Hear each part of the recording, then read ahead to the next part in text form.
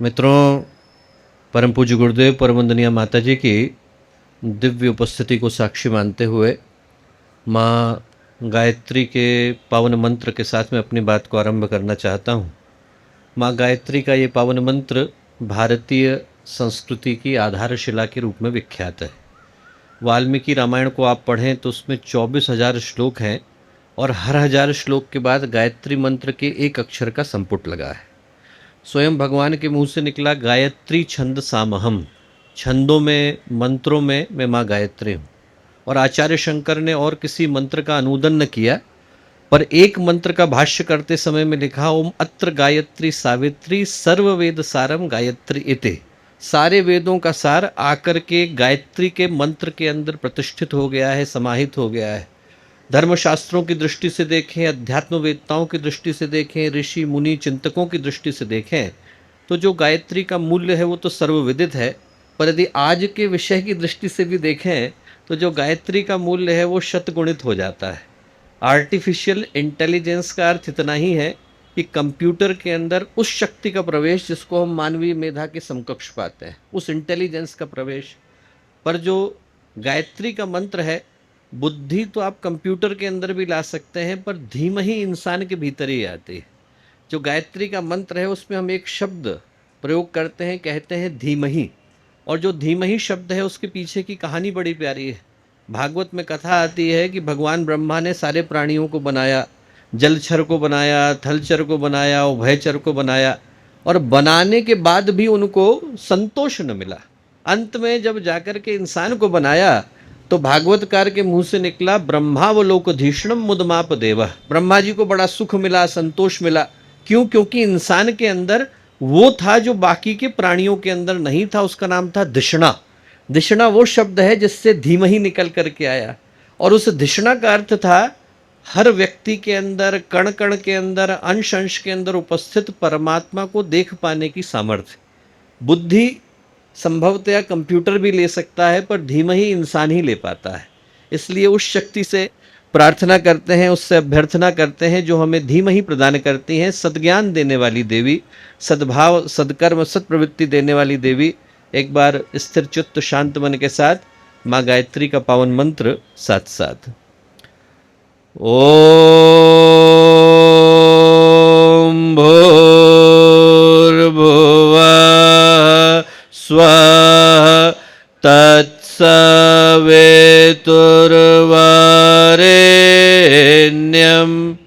भर्गो देवस्य धीमहि धियो यो नः प्रचोदयात्।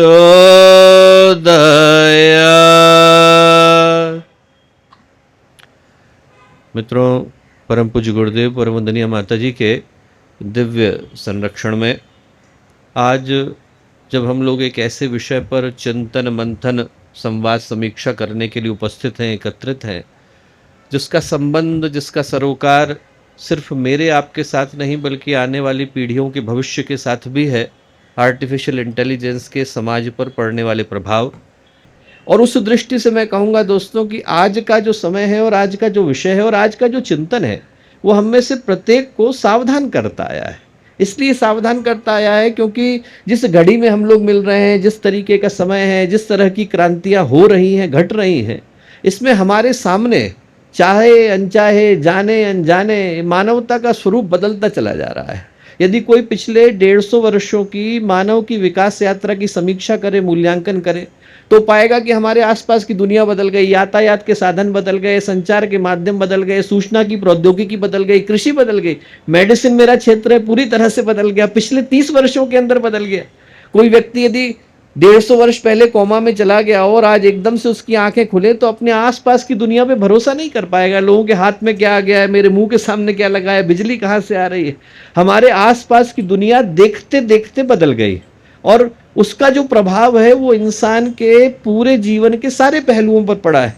जो लोग पुराने हैं वो इस बात से परिचित हैं कि 100 वर्ष पहले व्यक्ति अपने घर से निकलता था तो अपने श्राद्ध को करके निकलता था। उसको खुद भरोसा नहीं होता था कि मैं दोबारा इसी जगह पर आ पाऊंगा कि नहीं आ पाऊंगा। लोग जाते थे तो श्राद्ध करके निकला करते थे। घर से निकले हैं तो रास्ते में जंगली जानवरों का खतरा होगा, डाकुओं का भय होगा, रास्ते कट जाते थे। जब बरसात का मौसम आता था तो नदियां उफान पर आ जाती थी, लोगों को 4-4 महीने एक ही जगह पर रुकना पड़ता था।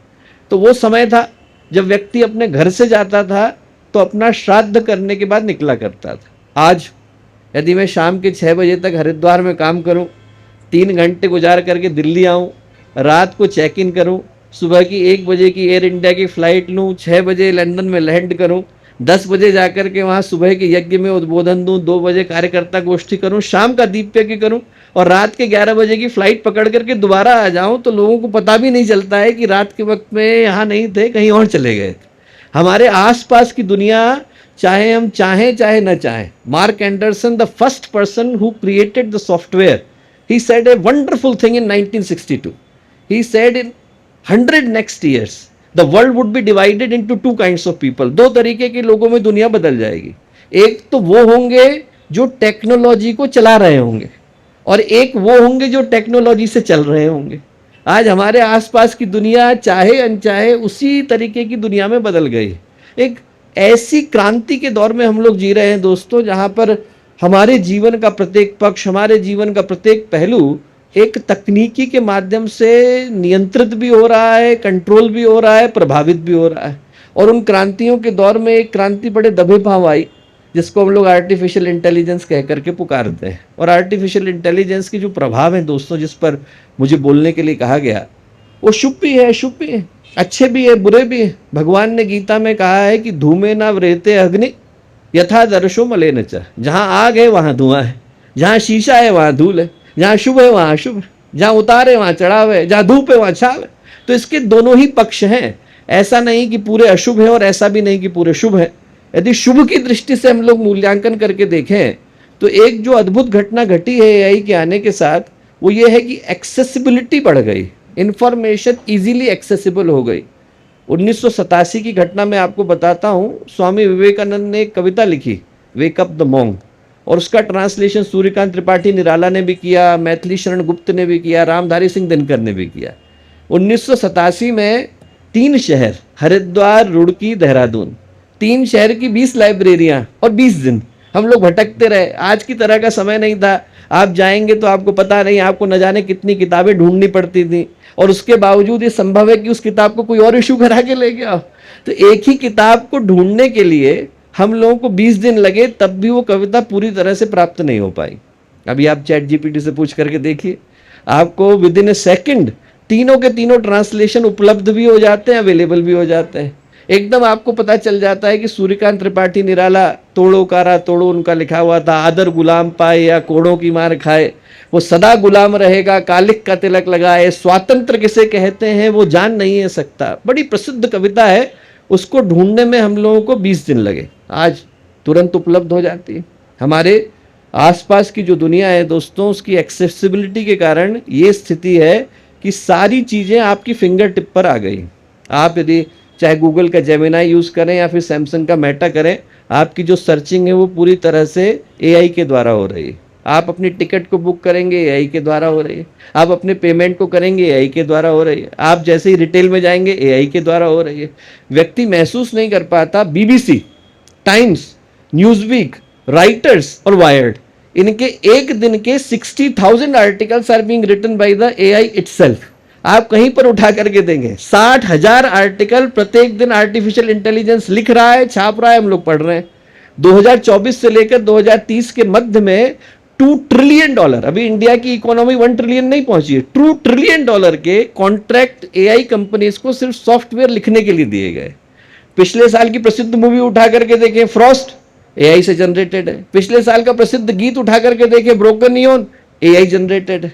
सैमसंग ने जिस टेक्नोलॉजी को लिया, रशिया यूक्रेन में जो ड्रोन जाकर के गिर रहे हैं, एआई ड्रिवन है। आप यदि सिंगापुर में जाएंगे, जापान में जाएंगे, तो आपके उतरने से लेकर बाहर निकलने तक आपका इमिग्रेशन एआई कर देता है, आपके पासपोर्ट पर स्टैंप एआई लगा देता है। हमें पता नहीं चलता दोस्तों, पर हमारे आसपास की दुनिया, चाहे हम चाहें या न चाहें, एआई के गिरफ्त में आ चुकी है या आती चली जा रही है, और शुभ परिणाम है। मैं मेडिकल क्षेत्र से हूं, तो मेडिकल केयर की दृष्टि से आपको बताता हूं। नोलन डार्बा, इस व्यक्ति का नाम पता नहीं आपने सुना नहीं सुना, 21 साल के थे, पैरालिसिस हो गई, उनके दोनों हाथ और दोनों पैर उनने काम करना बंद कर दिया, क्वाड्रिप्लेजिक हो गए। अभी 8 साल के बाद जब एआई की ब्रेन चिप लगाई गई तो 1 दिन लगा उस व्यक्ति को चलने के लिए। एआई के ब्रेन चिप के माध्यम से उसने चलना शुरू कर दिया। अब यदि आप लोग अपने अपने फ़ोन के अंदर सर्च करके देखें तो बी माई आइज़ एक ऐसी एप्लीकेशन है जिसके माध्यम से नेत्रहीन व्यक्ति, जिसको रात में दिखाई नहीं पड़ता, जिसको दृष्टि बाधिता है, नाइट ब्लाइंडेडनेस है, उन सबको चला पाना संभव है। जेब्रा मेडिकल विजन को आप लें, आपके फ़ोन के अंदर डाउनलोड करें, आप अपने पैर का एक्सरे बैठे बैठे फ़ोन से कर सकते हैं, रेडियोलॉजिकल डायग्नोसिस कर सकते हैं, अर्ली इंटरवेंशन कर सकते हैं। तो नो डाउट एआई की यदि हम लोग उस दृष्टि से सोच करके देखें तो शुभ परिणाम है, पर जहां आग है वहां धुआं। यदि हम लोग धुएं की बात करें तो समस्या और भी ज़्यादा गंभीर है। यदि हम अशुभ की दृष्टि से सोच करके देखें तो समय रहते उस पर नियंत्रण करने की आवश्यकता है। हेराक्लिटस का फेमस स्टेटमेंट है, if you are not interested in politics does not mean politics is not interested in you. If you are not interested in artificial intelligence, does not mean artificial intelligence is not interested in you. जो सबसे बड़ी चुनौती का विषय है कि जो AI के खतरे हैं उनसे 0.007% साइंटिस्ट ही ढंग से परिचित है। सामान्य व्यक्ति को तो आप छोड़ ही दीजिए। युद्ध है, आतंकवाद है, बाढ़ है, सूखा है, आग लग रही है, इससे व्यक्ति देख पाता है तो इनके खतरों को जज कर पाता है, पर चूंकि इसके खतरे दिखाई नहीं पड़ते हैं इसलिए लोगों को ये अनुमान ही नहीं है, अंदाजा ही नहीं है, आशंका ही नहीं है कि इसके परिणाम कैसे निकल करके आएंगे। और मैं कुछ उदाहरण आपके सामने रखता हूँ। यदि हमें हर वो व्यक्ति जो जागरूक है उनको इन बातों को थोड़ा गंभीरता के साथ सोचने की आवश्यकता है। यदि हम लोग ये सोच करके अनुमान लगाना चाहें कि एआई कितना भयावह है तो हम लोगों को जेफरी हिंटन को सुनने की आवश्यकता है, the person who was the God father of artificial intelligence. AI को जन्म देने वाले व्यक्ति का नाम जेफरी हिंटन है। And he resigned from his position in May 2023 so that he could talk freely about the dangers of AI. उसने खुद रिजाइन किया ताकि लोगों को एआई के खतरों से भिज्ञ करा सके। And he called it existential threat to humanity. मानवता के अस्तित्व के ऊपर चुनौती है। पिछले साल जब 50% मशीन लर्निंग के जितने दुनिया के एक्सपर्ट हैं उनका सर्वे किया गया तो 50% ने कहा कि वो जिस खोज को कर रहे हैं, जिस अनुसंधान को कर रहे हैं, उससे मानवता का अंत निश्चित रूप से सुनिश्चित हो जाता है। और उस शंका को सही ठहराने के लिए 50% का सही होना काफ़ी नहीं है, एक व्यक्ति की शंका ही काफ़ी है। बशीर बद्र ने कहीं पर लिखा था कि एक ही उल्लू काफ़ी था बर्बाद गुलिस्तां करने को, एक ही उल्लू काफ़ी था बर्बाद गुलिस्तां करने को, हर शाख पे उल्लू बैठा है, अंजामे गुलिस्तां क्या होगा। आप जरा सोच करके देखिए, 50% को चिंता है। 1100 से ज़्यादा एआई के जो एक्सपर्ट हैं उनने लिख करके फ्यूचर फॉर लाइफ इंस्टीट्यूट को दिया कि हमको शीघ्र एआई के ऊपर मोरेटोरियम लाने की आवश्यकता है, क्योंकि अब ये घटना हमारे हाथ से बाहर निकली चली जा रही है। मैंने आपने लिख करके नहीं दिया, एआई के एक्सपर्ट ने लिख करके दिया। और वही कारण था कि पिछले वर्ष हम लोग हिरोशिमा में, जिसका भी उल्लेख आदरणीय डॉक्टर अतुल जी ने किया, हम लोग हिरोशिमा में जाकर के उस हिरोशिमा अपील को साइन करने वाले संभवतः भारत की ओर से एकमात्र प्रतिनिधि थे, क्योंकि हिरोशिमा ने उस दर्द को झेला है जो इससे पिछली सदी की भयावह त्रासदी के रूप में निकल करके आया। उसको हिरोशिमा में साइन करने के पीछे का कारण ये था, जापान के प्रधानमंत्री वहाँ पर थे, पोप वहाँ पर थे, मैक्टा के हेड वहाँ पर थे, गूगल से लेकर के एनवीडिया सब जगह के हेड थे, और उनने जाकर के हिरोशिमा की कॉल पर साइन किया। और करने के पीछे कारण यही था कि पिछले सदी का जो सबसे बड़ा वैज्ञानिक आविष्कार था वो था न्यूक्लियर, और न्यूक्लियर का जो परिणाम निकला उसको हिरोशिमा ने झेला। तो यदि इस सदी के सबसे बड़े आविष्कार के विषय में सोचें तो वो आर्टिफिशियल इंटेलिजेंस है, और उसके परिणाम पर समय रहते अंकुश नियंत्रण लगाने की आवश्यकता है। दोस्तों, जो चुनौती है वो बड़ी भयावह है, हम लोग महसूस कर पाएँ न कर पाएँ, पर यदि आप इस दृष्टि से सोच करके देखें, मेरा फील्ड न्यूरोलॉजी साइकेट्री का है, आप जरा सोच करके देखें कि जिस सुपर कंप्यूटर के ऊपर आर्टिफिशियल इंटेलिजेंस अपनी इंटेलिजेंस को इंप्रूव कर रहा है, and every single minute it is improving its intelligence by 3%, every single iteration it is improving its intelligence by 3%। उसकी स्पीड कितनी है? 36.8 पेटाफ्लॉप्स। 36.8 पेटाफ्लॉप्स का मतलब एक ह्यूमन बीइंग की स्पीड से 3 गुना ज़्यादा। और जिस दिन उन लोगों ने उसको इंटरनेट से कनेक्ट किया, जब एआई पहली बार बना तो उसका नाम रखा गया था बिजी चाइल्ड। और बिजी चाइल्ड के साथ दुनिया के जितने वैज्ञानिक थे उनने 2 शर्तें रखी। पहली शर्त क्या थी? पहली शर्त तो ये थी कि हम उसको ओपन में लेकर के नहीं जाएंगे। दूसरी शर्त क्या थी? नेट से कनेक्ट नहीं करेंगे। And we have done both of them. दोनों ही चीजें हम लोग कर चुके हैं। और वो जो चिंता थी वो इस चीज की थी कि जिस दिन उनने इंटरनेट से कनेक्ट किया, जिस दिन चैट GPT-4 पहली बार नेट पर आया है, उसके 2 दिन के अंदर it cross the artificial general intelligence. और आज की तारीख में आशंका ये कहती है कि 2060 तक उसकी स्पीड 1 बिलियन टाइम्स ज्यादा होगी। किससे ज्यादा होगी? उस व्यक्ति से ज्यादा होगी जो दुनिया का सबसे ज्यादा इंटेलिजेंट व्यक्ति है। हर व्यक्ति उतना इंटेलिजेंट नहीं है। दुनिया के सबसे ज्यादा इंटेलिजेंट व्यक्ति से 1 बिलियन टाइम्स ज्यादा है। और दुनिया का जो सबसे ज्यादा इंटेलिजेंट व्यक्ति है, खाएगा, पिएगा, सोएगा, लोगों से बात करेगा, थकेगा, ऊबेगा, बोर होएगा। एआई को इसमें से कुछ नहीं करना। न सोने की आवश्यकता है, न बोर होने की आवश्यकता है। जो चुनौती है वो इस दृष्टि से है दोस्तों कि हमारे को जिसके साथ लड़ना है वो कहीं ऐसा नहीं हो कि हमारा अंतिम ही आविष्कार बन करके रह जाए। ऐसा नहीं हो कि मानवता का जो फाइनल इन्वेंशन है वो आर्टिफिशियल इंटेलिजेंस हो, इसके बाद हम लोग कुछ कर पाने की स्थिति में नहीं हो। हमारे शास्त्रों में उल्लेख आता है भस्मासुर का। जिनने भस्मासुर को वरदान दिया उन्हीं के लिए वो अभिशाप बन गया। कहीं ऐसा नहीं हो कि हम आर्टिफिशियल इंटेलिजेंस को भस्मासुर की तरह से बना रहे हों और कल को वो हमारे लिए ही चुनौती बन जाए। यदि हमें सामाजिक दुष्प्रभावों पर सोचने की आवश्यकता है तो मैं कहूँगा 2 दृष्टि से सोचें। पहला तो समाज के अंदर क्या परिवर्तन आए, दूसरा तकनीकी की दृष्टि से क्या चीज़ मूल्य की है। यदि हम लोग समाज की दृष्टि से सोच करके देखें दोस्तों, तो जब से आर्टिफिशियल इंटेलिजेंस आया तब से 3 चीज़ें हुई। पहला तो ये कि हमने लोगों को देखते देखते अकेला बना दिया है।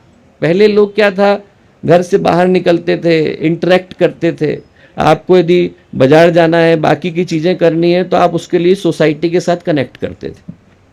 अब जब से हर चीज़ फ़ोन के अंदर है, व्यक्ति की शादी भी वहीं हो रही है, रिलेशनशिप भी वहीं है, एजुकेशन भी वहीं है, ऑक्यूपेशन भी वहीं है, मार्केटिंग भी वहीं है, उसका पेमेंट भी वहीं है, आपकी टिकटिंग भी वहीं है और आपकी टिकट का बोर्डिंग पास भी वहीं है।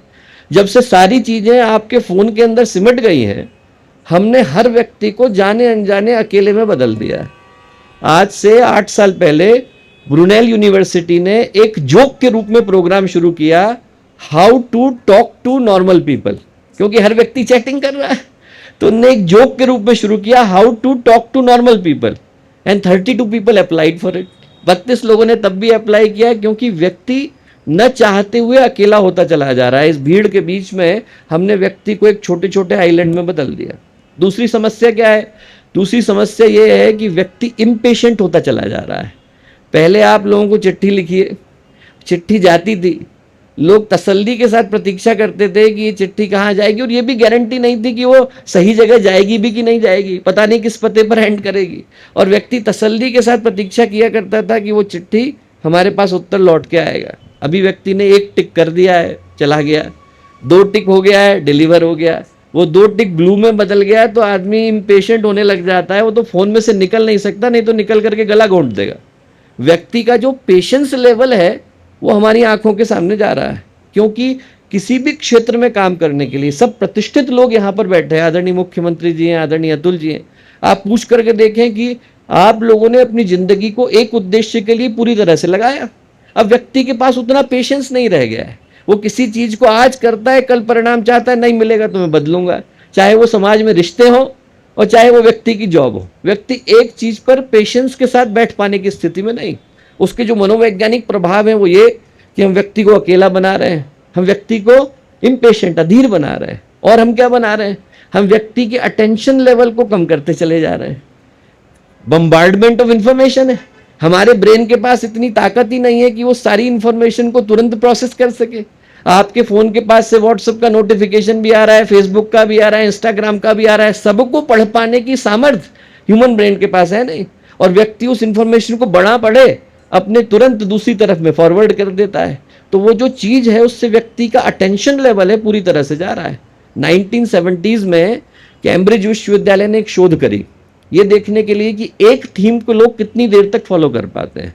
यदि आप सबको अच्छे से रेस्ट मिला हुआ हो, सबने खाना खाया हो, तो एक थीम को फॉलो कर पाने की सामर्थ्य कितनी है। उस समय में जब शोध करी तो पाया कि वो 22 मिनट से कुछ ज़्यादा थी। इसीलिए जो टीवी के सीरियल हैं वो 22 मिनट लंबे होते थे, 8 मिनट का एडवर्टाइजमेंट होता था। आज उसी रिसर्च को जब उन लोगों ने रिपीट करके देखा, it is down to 18 seconds. व्यक्ति का अटेंशन लेवल इतना कम हो गया है कि आप कहीं पर भी जाएं, व्यक्ति किसी थीम को लंबे समय तक फॉलो कर पाने की स्थिति में नहीं। तो जो एआई के सामाजिक दुष्प्रभाव है, मनोवैज्ञानिक प्रभाव है, लोगों को हम अकेला बनाता चले जा रहे हैं, अधीर बनाते चले जा रहे हैं, उनकी एकाग्रता को पूरी तरह से विश्रृंखलित करते चले जा रहे हैं। और जो बाकी के प्रभाव हैं दोस्तों, तकनीकी दृष्टि से हम लोग सोच करके देखें तो जिन कारणों से वैज्ञानिक चिंता में है, मैंने अभी बोला कि सामान्य व्यक्ति तो उस खतरे से अपरिचित ही है, क्योंकि सामान्य व्यक्ति जिसको एआई समझ करके बैठा है वो तो उसके लिए सर्चिंग बहुत अच्छे से कर रहा है, वो उसके लिए मार्केटिंग बहुत अच्छे से कर रहा है। पर जिससे वैज्ञानिक चिंता में है, उनकी चिंता किसी और कारण से है। किस कारण से? पहला कारण तो ये है दोस्तों, जिसको हम लोग बोलते हैं एआई इन ए बॉक्स। आप यदि किसी चीज को इनपुट डालें और आउटपुट डालें, जैसे आपने चैट जीपीटी को प्रश्न पूछा, वो आपका इनपुट है, चैट जीपी ने उत्तर दिया, ये आउटपुट है। बीच में क्या घटा इससे कोई भी परिचित नहीं। ऐसा कोई व्यक्ति नहीं है दुनिया में जो ये बता सके कि किस कारण से उसने इसी उत्तर को निकाल करके दिया, जो आज के समय की सबसे बड़ी चुनौती है, जिसको बोला गया AI in a box. Google brain वालों ने, मैं आपको उदाहरण देता हूं, एक इंटरेस्टिंग एक्सपेरिमेंट किया। एक कंप्यूटर का नाम रखा एलिस, एक आर्टिफिशियल इंटेलिजेंस का नाम रखा एलिस, दूसरे का नाम रखा बॉब। और दोनों के मध्य में जो कोड था, एलिस बनाने वालों को एलिस का पता था, बॉब बनाने वालों को बॉब का पता था, दोनों को परस्पर का पता नहीं था। छोड़ दिया एआई को आपस में बातचीत करने के लिए। 62 मिनट लगे। 62 मिनट के अंदर दोनों आर्टिफिशियल इंटेलिजेंस ने एक नई भाषा को खोज लिया, नई कंप्यूटर लैंग्वेज को खोज लिया, जिससे कोडेक्स 1 और 2 निकल करके आया। And they were talking among themselves, जिसके विषय में न बनाने वाले को पता है, जिसके विषय में उधर बनाने वाले को पता नहीं है। तो आज यदि हमारे कंप्यूटर आपस में बात करके हमारे विरुद्ध कुछ सोच रहे हो तो उसके विषय में कौन जानता है। जो सबसे बड़ी चुनौती का विषय है कि जो खतरा है उसके विषय में लोग अच्छी तरह से परिचित नहीं। एक ह्यूमन टेंडेंसी ये है कि हमें लगता है कि जो हीरो लोग हैं वो अच्छे प्रोग्राम बनाएंगे और जो विलन है वो बैड प्रोग्राम बनाएंगे, पर ऐसा है नहीं। अच्छे आदमी के हाथ से भी बैड प्रोग्राम बन सकता है। जब स्पेस एक्स का इंजन फेल हुआ, बैड प्रोग्रामिंग की वजह से हुआ। पिछले साल अमेरिका में 40 लोग जल गए कीमोथेरेपी देते समय में, क्योंकि जो कोड था वो गलत चला गया था। हर साल $60 बिलियन अमेरिका लूज करता है बैड प्रोग्रामिंग की एरर्स को करेक्ट करने के लिए। तो ऐसा नहीं है कि अच्छे व्यक्ति के द्वारा ही होगा, ये किसी के भी द्वारा ये घटना घट सकती है। और एक छोटा सा उदाहरण मैं आपको देता हूँ मैनिपुलेशन का, जिसको हम लोग बोलते हैं मैनिपुलेशन, डिसीट, धोखा देने की क्षमता। वो लोग सोचते थे कि इंसानों के पास ही है, पर पहली बार आर्टिफिशियल इंटेलिजेंस ने इस चीज को प्रूव करके दिखाया कि वो भी इस काम को कर पाने की सामर्थ्य रखते हैं। करें नहीं, ये बात अलग, पर वो भी सामर्थ्य रखते हैं। आप में से ज़्यादातर लोग परिचित होंगे कि जब आप लोग अपने बैंकिंग करने के लिए जाते हैं तो बैंकिंग करने से पहले एक जगह पर आता है ये प्रूव करने के लिए कि you are not a robot. उसको हम लोग बोलते हैं कैप्चा। कैप्चा का मतलब यही है कि completely automated public Turing test to tell humans and computers apart. ये पता चल जाए कि ह्यूमन और जो कंप्यूटर है वो अलग अलग है, और ये पूरी तरह से रैंडम होता है, किसी एल्गोरिदम पर बेस नहीं है, तो इसको कोई क्रैक नहीं कर सकता। गूगल ब्रेन के जो साइंटिस्ट थे, उनने अलाइन रिसर्च सेंटर के साइंटिस्ट को कहा कि आप इसकी परीक्षा लेकर के देखो। परीक्षा लेते समय में जो घटा आप जरा सोच के देखिए। उनने उससे कहा कि इस कैप्चा को ब्रेक करना है, computer can not read it. What it did, taskrabbit.com एक ऑनलाइन हायरिंग साइट है, वहां पर गया, एक व्यक्ति को हायर करने का प्रयत्न किया कि मैं आपको हायर कर रहा हूं, पेमेंट दूंगा, आप इस कैप्चा को पढ़ करके बताइए। उस आदमी को शक हो गया, उसको लगा कि कोई इंसान ऐसा क्यों करेगा, तो उसने कहा कि जरूर कंप्यूटर करने की कोशिश कर रहा है। तो उसने बदले में प्रश्न पूछा कि are you an artificial intelligence trying to recruit me to break the CAPTCHA. कहीं ऐसा तो नहीं कि आप एआई के एक्सपर्ट हो और आप मुझको जो है यहाँ एआई हो और मुझको जो है आप हायर करने की कोशिश कर रहे हो ताकि मैं इस कोड को ब्रेक कर दूं। और क्या उत्तर दिया? उत्तर दिया एआई ने कि no, I am a person with visual impairment. मुझे दिखाई नहीं पड़ता है, मैं देख नहीं पा रहा हूं, मेरा चश्मा जो है वो बड़ा भारी है, कृपया आप एक बार आकर के इसे हेल्प करें। And he broke the code. तो हम जानते नहीं कि इसके जो दुष्परिणाम है वो कितने भयावह हो सकते हैं। आज दुनिया के 70% स्टॉक मार्केट को एआई संभाल रहा है।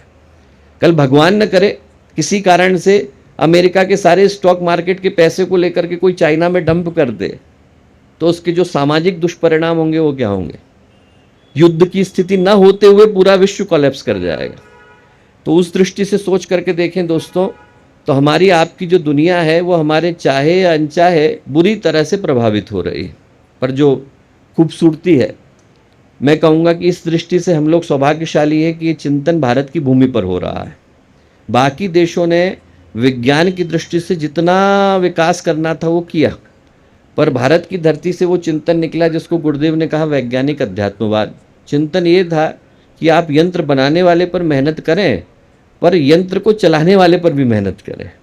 घोड़ा बहुत अच्छा और घुड़सवार कमज़ोर हो तो बड़ी दिक्कत आ जाती है। तो ऐसा नहीं हो कि सिर्फ साइंटिफिक डेवलपमेंट पर ही हम लोग मेहनत करें पर चलाने वाले पर न करें। यदि उस दृष्टि से सोच करके देखें दोस्तों, तो जो आज का दिन है वो हम लोगों के लिए एक बड़े गंभीर प्रश्न को लेकर के आया। हमारे यहाँ पर लंबे समय से ये भाव रहा, ये चिंतन रहा कि बंधने वाले हम ही हैं। जब पहली बार स्वामी विवेकानंद गए अमेरिका और उनकी बातों को सुनकर के लोग प्रभावित हुए, तो उन्होंने स्वामी विवेकानंद से कहा कि आप बहुत अच्छी बातें कह रहे हैं, भारत में जाके क्यों नहीं कह रहे। तो स्वामी विवेकानंद ने कहा कि भारत में अभी व्यक्ति शाम की रोटी के लिए जूझ रहा है, जिस दिन वो विज्ञान की तरक्की कर लेगा उस दिन मेरी बातें मूल्य की हो जाएंगी। और मैं समझता हूँ वो दिन आज ही का दिन है।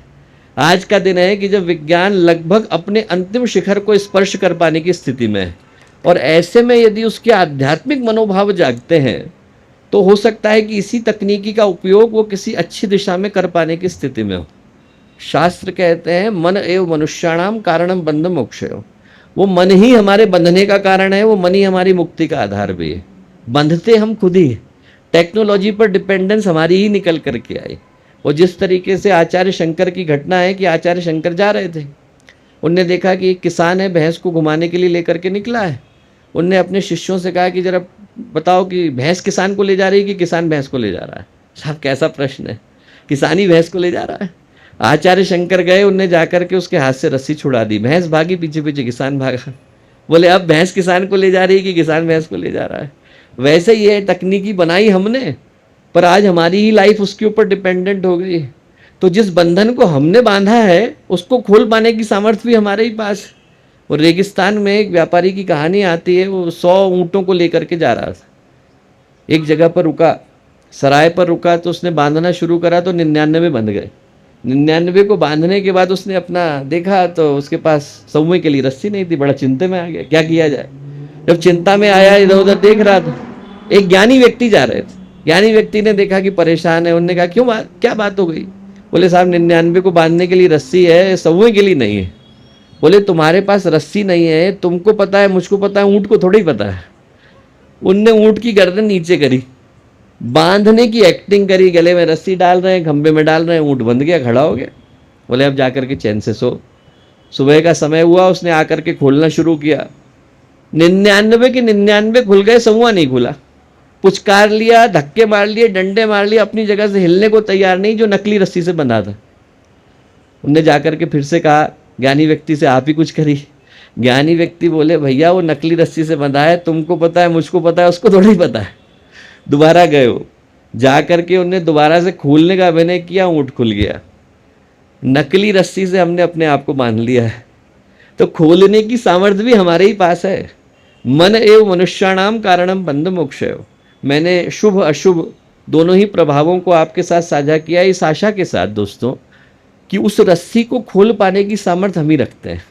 हम लोगों के पास ही वो सामर्थ्य है कि हम लोग चाहें तो उस रस्सी को खोल सकते हैं। क्योंकि आर्टिफिशियल इंटेलिजेंस इस चीज़ के लिए तो तैयारी कर सकती है कि वो सारी सूचनाओं को हमारे पास उपस्थित कर दे, उपलब्ध करा दे, पर इस चीज़ की तैयारी आर्टिफिशियल इंटेलिजेंस भी नहीं कर सकती कि उससे बंधने से हम लोग इनकार कर दें। जैसे ही हम बंधने से इनकार करते हैं, वैसे ही हमारी मुक्ति का और मानवता की स्वतंत्रता का पथ प्रशस्त हो जाता है।